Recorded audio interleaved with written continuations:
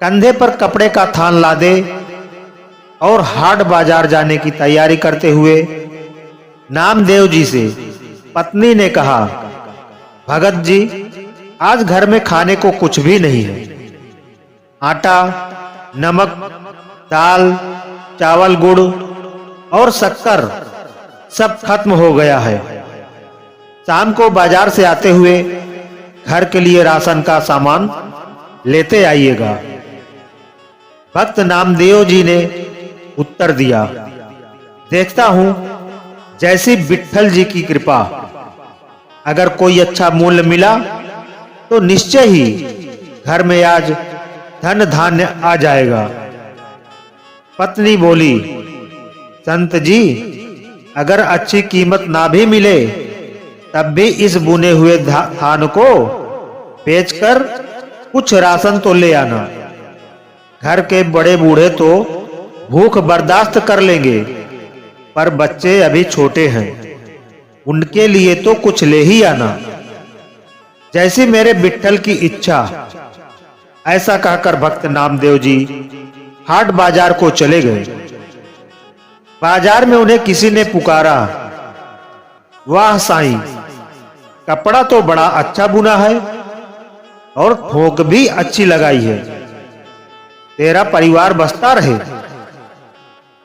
ये फकीर ठंड में कांप कांप कर मर जाएगा। दया कर, दया के घर में आ और रब के नाम पर 2 चादरों का कपड़ा इस फकीर की झोली में डाल दे। भक्त कबीर जी, 2 चादरों में कितना कपड़ा लगेगा? फकीर जी, फकीर ने जितना कपड़ा मांगा, इत्तेफाक से भक्त नामदेव जी के थान में कुल कपड़ा उतना ही था और भक्त नामदेव जी ने पूरा थान उस फकीर को दान कर दिया। दान करने के बाद जब भक्त नामदेव जी घर लौटने लगे तो उनके सामने परिजनों के भूखे चेहरे नजर आने लगे। फिर पत्नी की कही बात कि घर में खाने की सब सामग्री खत्म है, दाम कम भी मिले तो भी बच्चों के लिए तो कुछ ले ही आना। अब दाम तो क्या, थान भी दान जा चुका था। भक्त नामदेव जी एकांत में पीपल की छांव में बैठ गए, जैसी मेरे विट्ठल की इच्छा।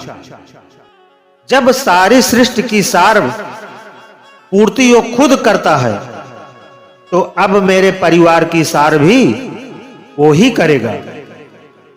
और फिर भक्त नामदेव जी अपने हरि विट्ठल के भजन में लीन हो गए। अब भगवान कहां रुकने वाले थे। भक्त नामदेव जी ने सारे परिवार की जिम्मेवारी अब उनके सुपुर्द जो कर दी थी। अब भगवान जी भक्त जी की झोपड़ी का दरवाजा खटखटाया। नामदेव जी की पत्नी ने पूछा, कौन है? नामदेव का घर यही है क्या ना? भगवान जी ने पूछा। अंदर से आवाज आई, हाँ जी यही है, आपको कुछ चाहिए? भगवान सोचने लगे कि धन्य है नामदेव जी का परिवार, घर में कुछ भी नहीं है, फिर भी हृदय में देने की सहायता की जिज्ञासा है। भगवान बोले, दरवाजा खोलिए। लेकिन आप कौन? भगवान जी ने कहा, सेवक की क्या पहचान होती है भगतानी। जैसे नामदेव जी विट्ठल के सेवक, वैसे ही मैं नामदेव जी का सेवक हूं। ये राशन का सामान रखवा लो। पत्नी ने दरवाजा पूरा खोल दिया। फिर इतना राशन घर में उतरना शुरू हुआ कि घर के जीवों की घर में रहने की जगह ही कम पड़ गई। इतना सामान नामदेव जी ने भेजा है? मुझे नहीं लगता। पत्नी ने पूछा। भगवान जी ने कहा, हां भक्तानी, आज नामदेव का थान सच्ची सरकार ने खरीदा है। जो नामदेव का सामर्थ्य था उसने भुगता दिया और अब जो मेरी सरकार का सामर्थ्य है वो चुकता कर रही है। जगह और बताओ, सब कुछ आने वाला है।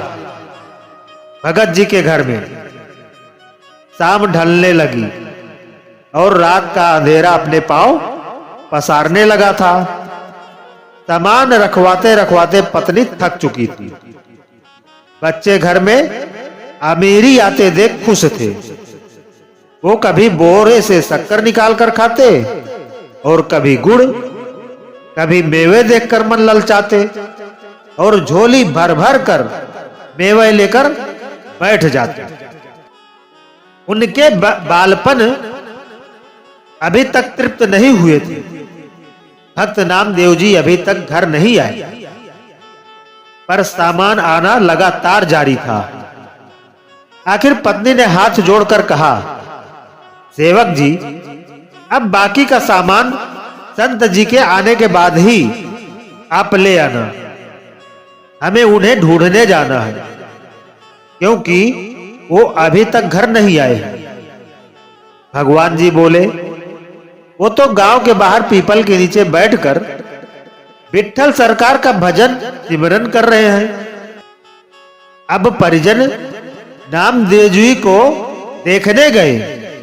सब परिवार वालों को सामने देखकर नामदेव जी सोचने लगे, जरूर ये भूख से बेहाल होकर मुझे ही ढूंढ रहे हैं। इससे पहले कि संत नामदेव जी कुछ कहते, उनकी पत्नी बोल पड़ी, कुछ पैसे बचा लेने थे। अगर थान अच्छे भाव बिक गया था तो सारा सामान संत जी आज ही खरीद कर घर भेजना था क्या? भक्त नामदेव जी कुछ पल के लिए विस्मित हुए।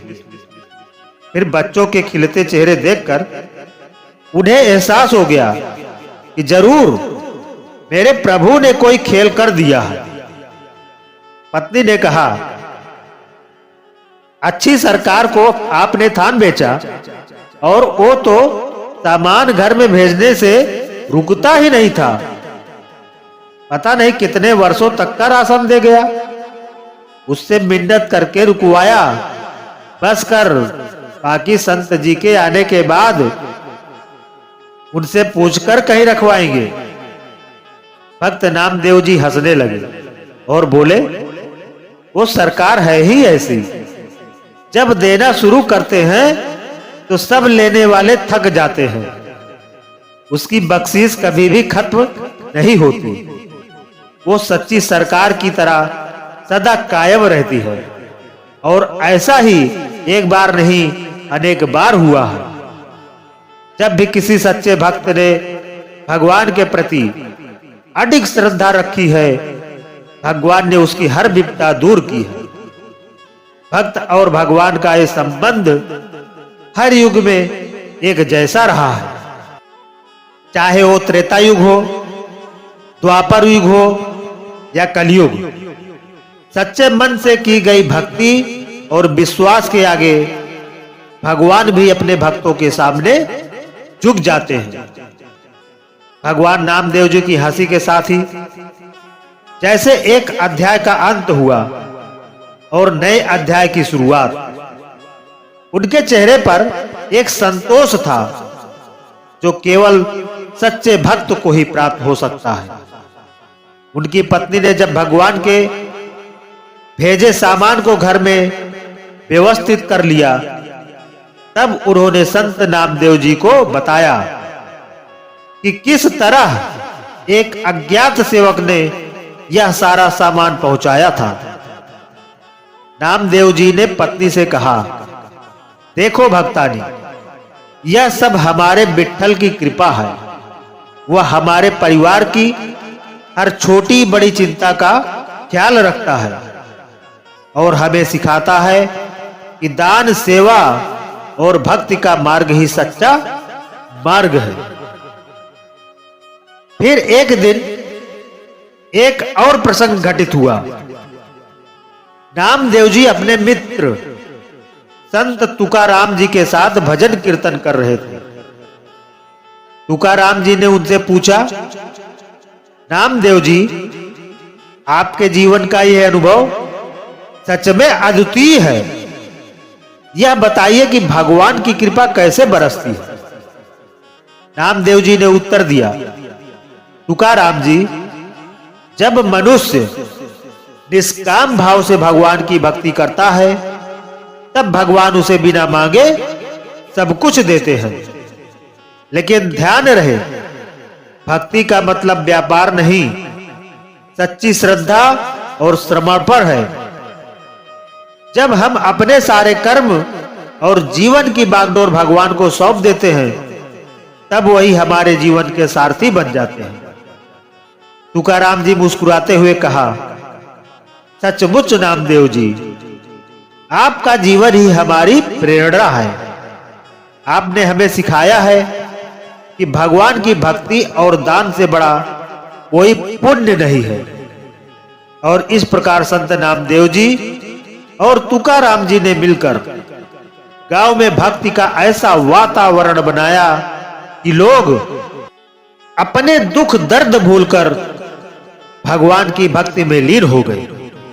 हर शाम कीर्तन और भजन से गांव गूंज उठता था। गांव के लोग एकजुट होकर प्रेम और सौहार्द की मिसाल बन गए। फिर एक दिन नामदेव जी ने एक और अनूठा निर्णय लिया। उन्होंने अपने घर के आंगन में एक बड़ा भंडारा आयोजित करने का सोचा, जहां सभी भूखे और जरूरतमंद लोग आकर भोजन कर सके। भंडारे की तैयारी जोर शोर से होने लगी। गांव के हर व्यक्ति ने इस पुण्य कार्य में अपना योगदान दिया और जब भंडारे का दिन आया तो पूरा गांव उमड़ पड़ा।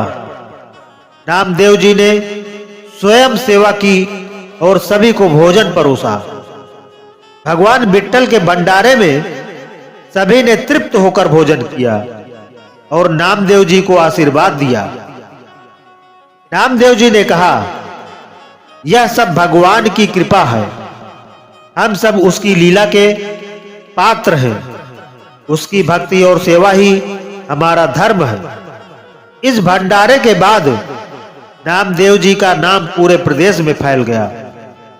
लोग दूर दूर से उनके दर्शन के लिए आने लगे। उनकी सरलता, भक्ति और सेवा भाव ने सभी को मंत्रमुग्ध कर दिया। संत नामदेव जी ने अपने जीवन के हर क्षण को भगवान की सेवा और भक्ति में समर्पित कर दिया। उनके जीवन की यह कथा हमें सिखाती है कि सच्ची भक्ति और निष्काम सेवा से ही जीवन में सच्चा सुख और शांति प्राप्त की जा सकती है। और इस प्रकार नामदेव जी की भक्ति कथा अनंत काल तक भक्तों को प्रेरित करती रहेगी।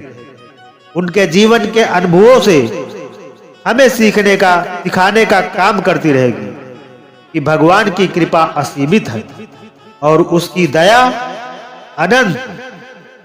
जब भगवान देना शुरू करते हैं तो उनके भक्तों का जीवन धन धान्य से भर जाता है और उनकी कृपा से जीवन आनंदमय हो जाता है। तो दोस्तों, आज की हमारी ये स्टोरी आपको अच्छी लगी हो तो लाइक करें, शेयर करें और हमारे चैनल को सब्सक्राइब करना न भूलें। धन्यवाद।